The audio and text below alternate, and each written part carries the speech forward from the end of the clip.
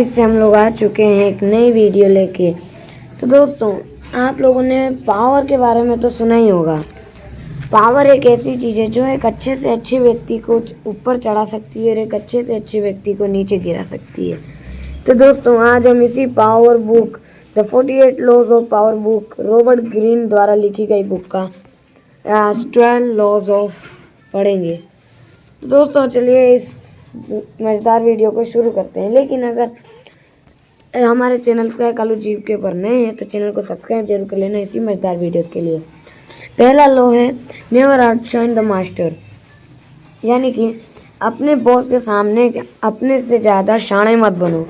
आपने देखा होगा कुछ लोग रहते हैं, जैसे कि आप एक कंपनी में मान लो वर्क करते हो, आपके पास एक बहुत बढ़िया आइडिया है, आप उसे अपने मैनेजर को बनाने के बजाय सीधे जाके सीईओ को बता देते हो, जिससे अब वो तख्ता पलट करने का काम करेगा।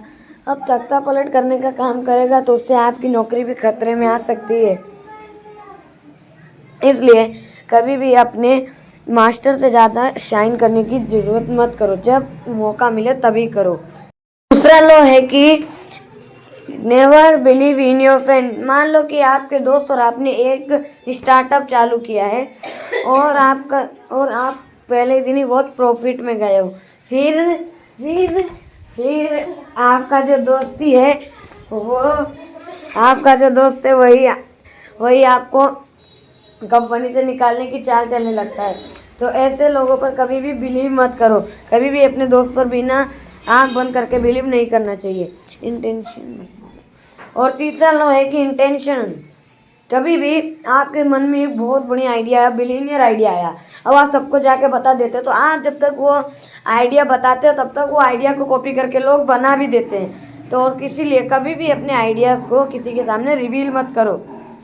चौथा लो है ज़्यादा मत बोलो।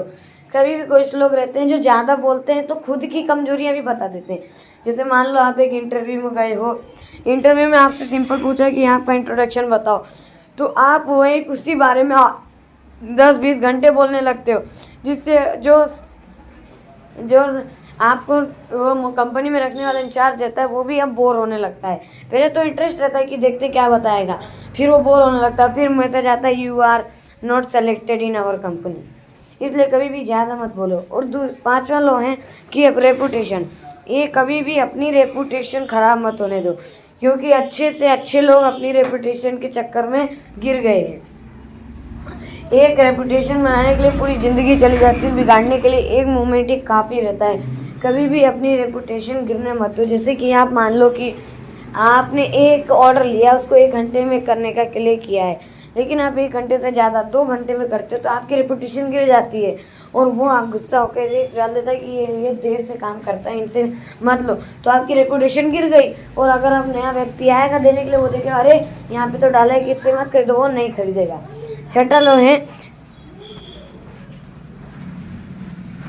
जैसे कि, और छठा लो है कि दिखोगे नहीं तो बिकोगे नहीं। तो दोस्तों, आपने एक प्रोडक्ट बनाया छुपके छुपके, लेकिन उसकी क्वालिटी बढ़िया है, और आपका दोस्त बना रहा है उसकी क्वालिटी खराब है, लेकिन वो बहुत प्रमोशन बहुत ऐड सब कर रहा है, तो बताओ आप किसका बिकेगा? उसी का बिकेगा, क्योंकि वो प्रमोशन कर रहा है। जैसे पतंजलि था, पतंजलि ने जब तक पतंजलि के प्रोडक्ट तो पहले भी थे, लेकिन जब तक उन्होंने खुलकर उसके बारे में एड वेड नहीं निकाला तब तक पतंजलि के बारे में लोगों को पता नहीं चला। इसलिए जब तक आप दिखोगे नहीं बिकोगे नहीं। और 8वां है ऑलवेज टेक क्रेडिट।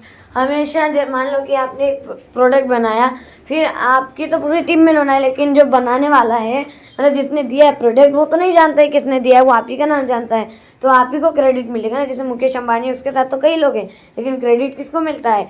उसी को मिलता है। इसलिए हमेशा क्रेडिट खुद के पास रखना। कम टू पीपल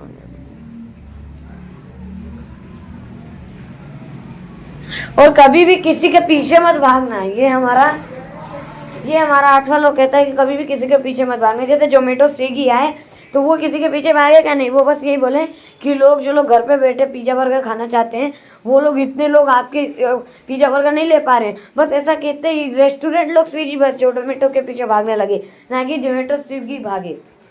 इसलिए कभी भी किसी के पीछे मत भागो, उससे उसकी पावर बढ़ेगी, ना कि आपकी। 9वां लोग कहता है कि बात नहीं रिजल्ट दिखाओ। जब 1990s की बात है, जब सचिन तेंदुलकर अपने पीक पर थे, तब वो ऑस्ट्रेलिया की एक पीक थी, वहाँ पे वो शतक नहीं मार पा रहे थे, तो लोगों ने कहना चल गया अरे सचिन भी आए तो प्राइम में हो तो भी आप क्यों नहीं मार रहे हो। तो उन जाके उनसे बात कर सकते थे, बोल सकते थे क्या दिक्कत है, लेकिन नहीं, वो अगले ही साल ऑस्ट्रेलिया के खिलाफ शतक मार के अपने बैट से और अपने काबिलियत से जवाब दो। इसलिए कभी भी मुँह से जवाब मत दो, अपनी काबिलियत से दो।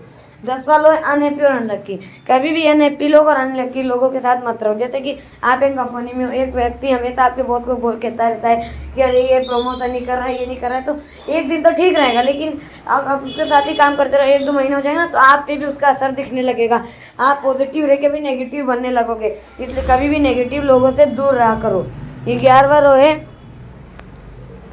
रिप्लेसेबल, कभी भी अनरिप्लेसेबल बनो। जैसे कि टी सीरीज है, आज के समय में टी सीरीज का कोई भी नया आर्टिस्ट आता है गाने लेके, तो वो टी सीरीज के पास ही जाएगा, क्योंकि उससे बड़ा आज के समय मार्केट कैप किसी के पास नहीं है। तो कभी भी आप कोई भी काम करो, ऐसा बन जाओ कि रिप्लेसेबल कोई आपको हटा ही ना पाए उस जगह से, जैसे टी सीरीज आज के समय में बन गया है। और हमारी वीडियो का आखिरी है कि लोगों को पेड़ पे चढ़ाओ।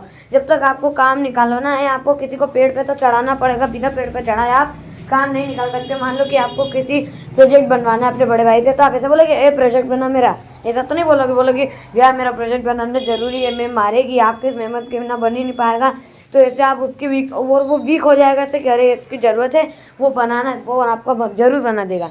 तो दोस्तों ये था हमारा पार्ट 1, जिसके हमने power of the 48 laws of power की बुक का सिर्फ 12 लॉज पढ़े। आगे वाले पार्ट्स में हम इसके आगे के पार्ट्स पढ़ेंगे। चलो अब मिलता हूँ आपसे एक नई वीडियो में, तब तक के लिए जय हिंद, वंदे मातरम।